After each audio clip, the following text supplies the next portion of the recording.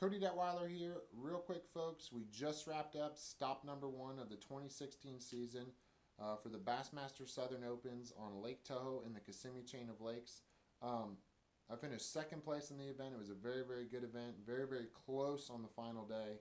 I kind of want to do a recap on the baits I was using, the techniques, what I was looking for. So, first thing we're going to start off with is the very first day of the event. It was very overcast, cloudy, rainy, non-stop rain. It just rained buckets the whole entire day. So, anytime we have those types of conditions, I like to throw some sort of bait I can cover a lot of water with that has a little bit of flash to it. So, whether that be a rattle trap or a spinner bait. In this case, it was a vibrating jig. That's what I threw 90% of the day. Um, this right here is a concept rod.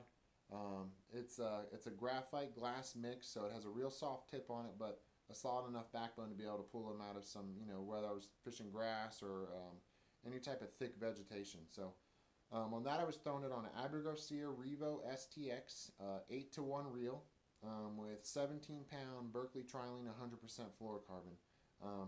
That was my setup for day one. I threw that all pretty much 90% of the time on day one.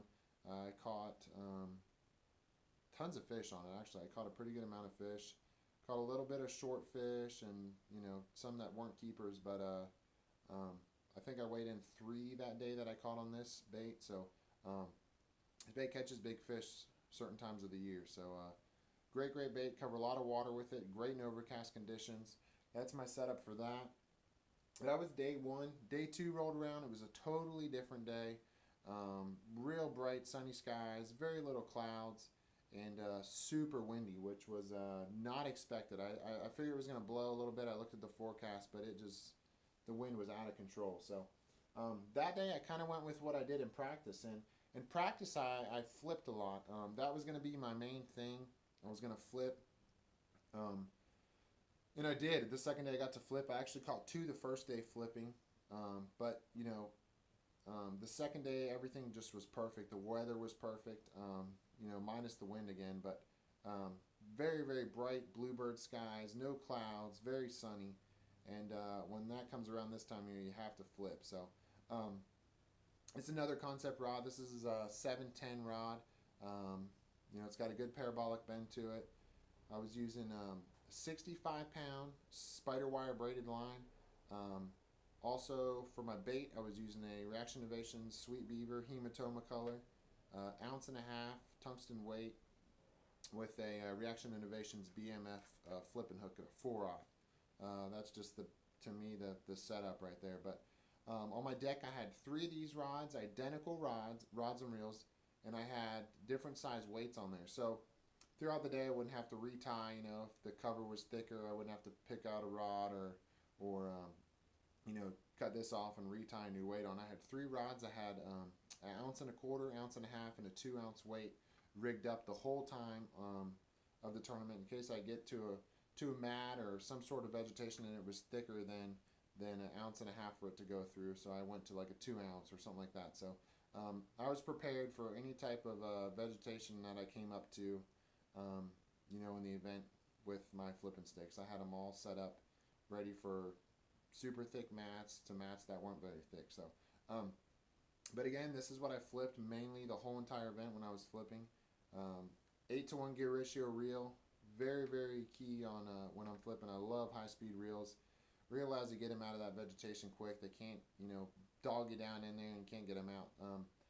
One of the things that is very, relaxing to me on my mind is that I did not lose any fish during the event.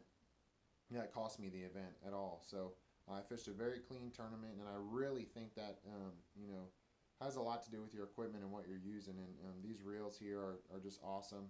8-to-1 gear ratio really allowed me to get them out of there and lose no fish that cost me the event. Also, the snell knot is very, very crucial. You hook them in the top of the mouth 95% of the time, so you're not going to lose fish. You're going to hook them in the bone and get them in the boat. So I did this on day 2. Actually, all 3 days I did it. I flipped a lot. So this was probably one of my main deals. I caught all my big fish flipping. So that's kind of a rod I used mainly all 3 days. And then kind of a surprise, I threw a swim jig actually on days 2 and 3. which were kind of a shocker because I didn't even throw it in practice. It was something I pulled out of the box on day 2 and started catching fish on it. So with overcast conditions, I like something with a little flash in it, you know, whether it be a chatterbait, spinnerbait, something like that. On day 2 and 3, real sunny. Actually, the final day, Saturday, it was real sunny and just flat calm. I mean, it was dead calm, which was great conditions for flipping and throwing moving baits also. So I threw this is a humdinger swim jig. Very one of my favorite swim jigs, most favorite swim jigs of all time. It has a really great sharp hook in it. I was throwing the trailer. I was using a Strike King Menace as a trailer.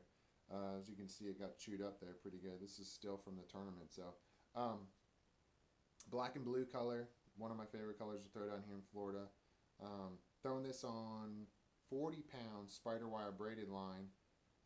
This is a 7.3 Ducket T-Rex rod, medium heavy, with a 7-to-1 gear ratio, Abu Garcia Revo SX. This rod here, I actually called a fish in Toho when I locked back through on this rod. I caught a 4-pounder on it on day 2, which I actually called a 2-pounder with it, so I gained 2 pounds on that fish with this bait.